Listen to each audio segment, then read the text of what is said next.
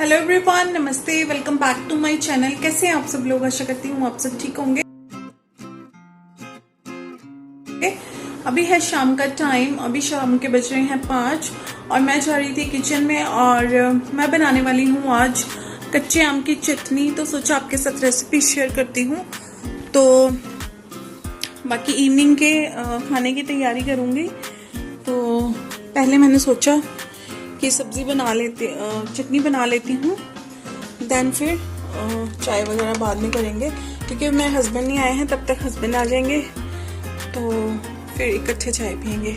तो तब तक मैं कर लेती हूँ अपनी आम की चटनी बनाने की तैयारी। और शाम के लिए हम खा रहे हैं भिंडी, बना रही हूँ भिंडी। तो भिंडी कट करके रखी हुई है, साथ में बनाऊंगी भिंडी और साथ में बनाऊंगी चटनी। तो चलिए फटाफट से स्टार्ट करते हैं काम। तो सब्ज़ी बनाने से पहले मैं अपने जो मेरे आफ्टरनून का जो हमने लंच किया था उसके थोड़े से बर्तन पड़े थे, तो मैंने बोला क्यों ना पहले उसको क्लीन कर लिया जाए। तो लंच में हमने खाया था पोहा, तो बस उसी के थोड़े से बर्तन हैं, बस वही क्लीन कर रही हूँ। क्योंकि काम को सिमेट्रिकल वे से करने के लिए सबसे पहले सिंक वगैरह सब क्लीन होना चाहिए, तभी काम करने का मज़ा आता है। और मुझे तो जब तक पूरा किचन क्लीन ना हो तब तक किचन में काम करने का मज़ा ही नहीं आता। और सबसे पहले जब भी कोई काम स्टार्ट करती हूँ, सबसे पहले मैं अपने किचन को क्लीन करती हूँ, दैन इसके बाद मैं अपना कोई भी काम स्टार्ट करती हूँ। जैसे मैसी किचन में मेरे से काम नहीं हो पाता, मेरे को तो एकदम से डिप्रेशन वाला सिचुएशन हो जाता है मेरा। तो उसी के लिए जो मॉर्निंग के बर्तन थे वो मैं लगा रही हूँ। वो सारे बर्तन सूख चुके हैं और सूखने के बाद ही मैं कैबिनेट्स में लगाती हूँ।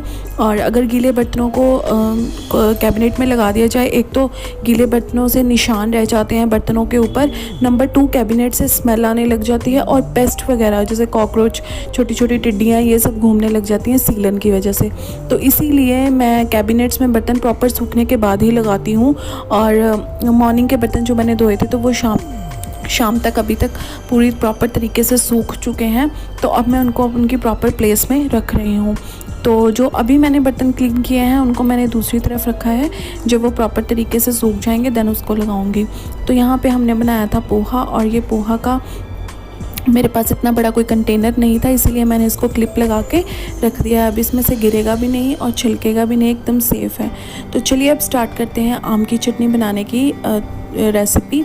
तो मैंने एक पैन लिया है, पैन में मैंने डाला है सरसों का तेल, और उसमें मैंने डाल दिया है सौंफ मैंने तकरीबन 1 चम्मच के करीब डाला है। उसके बाद मैंने हरी मिर्च को लंबा लंबा चॉप करके और बीच में से कट लगा के उसको डाल दिया है। देन वो थोड़ा सा उसको हरी मिर्च थोड़ी सी रोस्ट हो जाएगी।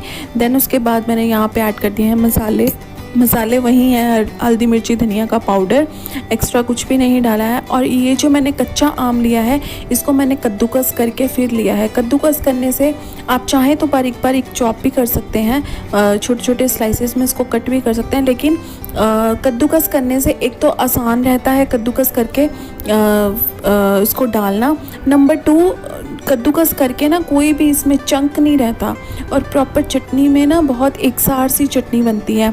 और अगर हम कट करके पीसेस डालते हैं तो कोई पीस बीच में रह जाते हैं मोटे मोटे, और कोई एकदम से हो जाते हैं, पक जाते हैं। तो मैश करके उनको भी बन जाती है, उस तरीके से भी अच्छी लगती है। लेकिन इस तरीके से कद्दूकस करके करने से ना मुझे इजी लगता है।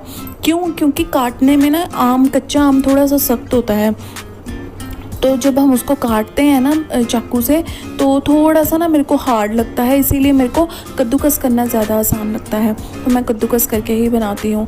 तो उसके बाद जो थोड़ी सी चटनी को मैंने सारे मसाले के साथ मिक्स कर दिया है, कच्चे आम को। देन इसके बाद मैंने यहाँ पे डाल दिया है नमक, और इसको मैं थोड़ी देर के लिए इसको नमक को अच्छे से मिक्स कर दूँगी। देन मैं इसको लिड लगा के ढक के रख दूँगी ताकि ये अच्छे से सॉफ्ट हो जाए। और इसको एकदम सिम पे पकाना है, मीडियम हाई फ्लेम नहीं रखना है, एकदम सिम पे ढक के रख दीजिए और आपकी चटनी बहुत ही अच्छी बनेगी, अमेजिंग वाली। और थोड़े टाइम के बाद मैंने इसको देखा तो चटनी मेरी प्रॉपर तरीके से आम पूरा मैश हो चुका था, उसमें कोई भी कुछ भी दिख नहीं रहा था। तो फिर उस टाइम पे मैंने यहाँ पे ऐड की थी थोड़ी सी काली मिर्च और चाट मसाला ऐड करा है, और थोड़ा सा भुना हुआ जीरे का पाउडर। ये सब ऐड करने के बाद मैं इसको थोड़ी देर चलाऊंगी। और देखिए आप देख ही रहे हैं चटनी कैसे एकसार हो गई है, ऑलमोस्ट ये रेडी है। लेकिन अभी मैं इसमें ऐड करूँगी चीनी। तो चाट मसाला ऐड कर रही हूँ मैं। इसके बाद मैं यहाँ पे ऐड करूँगी चीनी। चीनी टोटली आपके ऊपर है कि आपको कितना मीठा चाहिए, क्योंकि कच्चे आम बहुत ज़्यादा खट्टे होते हैं तो इस तरीके से खाए नहीं जाते। आप चाहें तो इसमें गुड़ भी ऐड कर सकते हैं, शक्कर भी ऐड कर सकते हैं। तो मैंने डाली है चीनी 1 कटोरी के करीब, और उसके बाद मैंने इसको अच्छे से पका दिया है। और जब मेरी चीनी मेल्ट हो गई थी अच्छे से, उसके बाद मैंने अपने फ्लेम को कर दिया है ऑफ़। और अब मैं इसको थोड़ी देर ठंडा होने के लिए रखूँगी, दैन मैं इसको दूसरे बर्तन में डिश आउट कर लूँगी। तो ये देखिए कलर इसका प्रॉपर से चेंज हो गया है चीनी डालने के बाद। तो मैं इसको डिश आउट करके रख रही हूँ। और आप कोशिश करें कि ग्लास के कंटेनर में ही इसको स्टोर करके रखें, उसी से इसका टेस्ट मतलब बरकरार रहता है। तो बहुत ही अच्छी चटनी है ये। मेरे घर में ज़्यादा से ज़्यादा 20-22 दिन ही चलेगी इतनी चटनी, क्योंकि हमें सबको बहुत पसंद है, मेरे बच्चों को, मुझे भी और मेरे हस्बैंड को भी। तो बस ये चटनी मेरी रेडी है। अब ये ठंडी हो जाएगी, उसके बाद मैं इसको, अभी ये रूम टेम्परेचर में आ गई है, लेकिन इसको मैं थोड़ा सा और ठंडा करूँगी, देन मैं इसको फ्रिज में स्टोर कर दूँगी। तो ये मेरी चटनी रेडी है। आप भी ज़रूर ट्राई करिएगा, बहुत ही अच्छी रेसिपी है, बहुत टेस्टी लगती है। मॉर्निंग में नाश्ते में पराठे वगैरह के साथ ये बहुत अमेजिंग लगती है। तो चटनी रेडी है, उसी के साथ ही मैंने सोचा क्यों ना भिंडी भी बना लूँ। और अभी मैं करने जा रही हूँ डिनर का प्रिपरेशन। और आज मुझे जल्दी डिनर प्रिपेयर करना है, क्योंकि हम सोच रहे हैं कि अब ना शाम को वॉक करने जाया करें थोड़ी देर। तो हस्बैंड मेरे 6:30-7 बजे के करीब आ जाते हैं। तो अब मैं सोच रही हूँ कि जल्दी से डिनर प्रिपेयर करके ना, उनके आने से पहले डिनर प्रिपेयर कर लूँ, दैन फिर वो आएंगे, उसके बाद हम खाना खा के तुरंत से निकल जाएंगे वॉक के लिए। तो यहाँ पे मैंने बनाई है भिंडी। भिंडी की कोई रेसिपी नहीं दे रही हूँ, नॉर्मल जिस तरीके से सब लोग बनाते हैं बस उसी तरीके से मैंने बना दिया है। बस एक ही इसका टिप और ट्रिक एक ही है भिंडी बनाने का, कि भिंडी में नमक पहले ऐड मत करें। और प्याज और भिंडी को इकट्ठे डालती हूँ मैं, और उसमें जब हम तेल लेते हैं उसमें इकट्ठे ही डालती हूँ, और दोनों को इकट्ठे पकाती हूँ। देन जब पूरी भिंडी तैयार हो जाती है, लास्ट में हम नमक डाल देते हैं।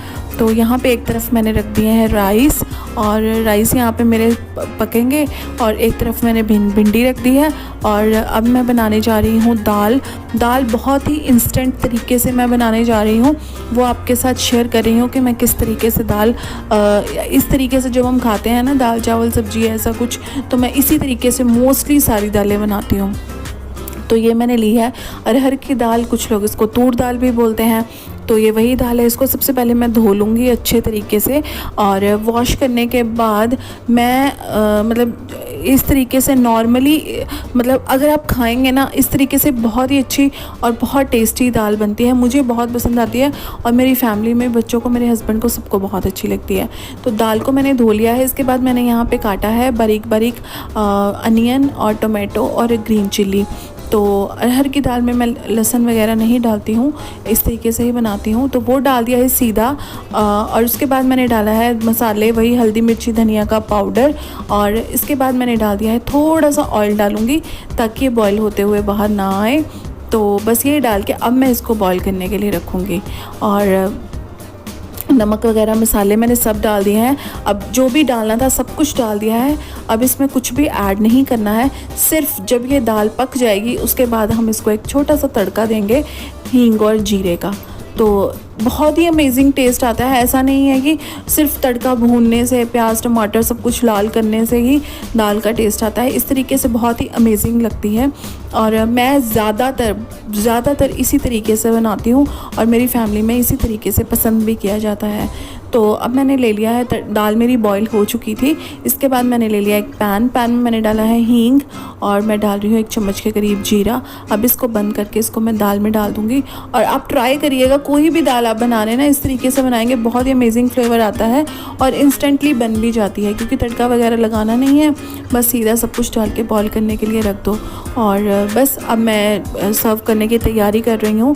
तो ये दाल लिया है मैंने, और साथ में मैं कर लूँगी भिंडी सर्व, और खाने के लिए हम सब तैयार हैं। और जो मेरी छोटी वाली बेटी है वो गई है अपनी मासी के घर, इसीलिए वो यहाँ पे नहीं है। हम तीनों कर रहे हैं डिनर, और चलिए फिर मिलते हैं आपसे।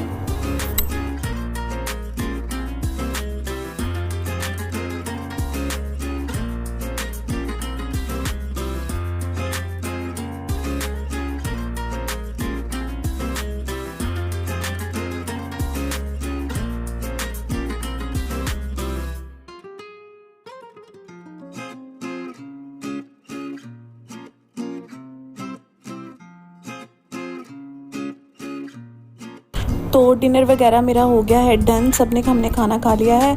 और जो भी लेफ़्ट ओवर थोड़ा सा दाल और सब्ज़ी और राइस बचा था उसको सबको मैंने दूसरे कंटेनर्स में स्टोर करने के लिए रख दिया है। और जैसे ही नॉर्मल रूम टेम्परेचर पे आ जाएगा वैसे ही मैं इसको फ्रिज में रख दूँगी स्टोर करने के लिए। तब तक मैं अपने पूरे किचन की क्लीनिंग कर रही हूँ एज़ यूजुअल, जैसे मैं डेली करती हूँ। और क्लीनिंग करने के बाद ही मैं सोती हूँ। कभी भी आज तक ऐसा नहीं हुआ कि मैं बर्तन छोड़ के और अपना किचन क्लीन किए बिना ही सो गई हूँ। तो 100 में से 1 या 2 बार ऐसा हुआ होगा, अदरवाइज़ वो भी जब तबीयत ख़राब ना हो। तो किचन मेरा एकदम क्लीन है और बर्तन वगैरह सब क्लीन हो गए हैं। अब हम जाएंगे। हेलो एवरीवन, तो अभी हमने डिनर वगैरह सब कुछ कर लिया है और मैंने पूरा किचन क्लीन कर दिया है, बर्तन क्लीन कर लिए हैं, सब कुछ मेरा काम नाइट का जो मेरा रूटीन है वो सब डन हो गया है। सिर्फ मुझे ये जो खाना लेफ़्ट ओवर रह गया है बस इसी को फ्रिज में रखना है, स्टोर करना है। और अभी हम जा रहे हैं थोड़ी देर वॉक करने के लिए और फिर मैं वापस आके मिलती हूँ आपसे। तो इसी के साथ मैं करती हूँ अपने वीडियो को एंड। अगर वीडियो अच्छी लगी हो तो लाइक ज़रूर करिएगा। मिलते हैं अगली वीडियो में, तब तक के लिए टेक केयर, बाय बाय।